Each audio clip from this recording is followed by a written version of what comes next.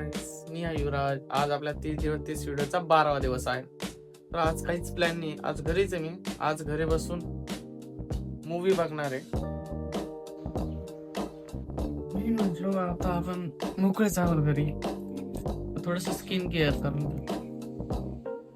तर हे आपण बिग ब्रँड सेल मधून घेतलं होतं 50 रुपयाला.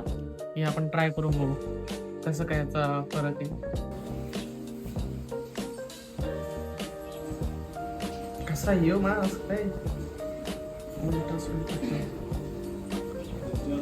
我就可以做掉你，会帮助 damage 的一体啊，这边的程度更走更低啊。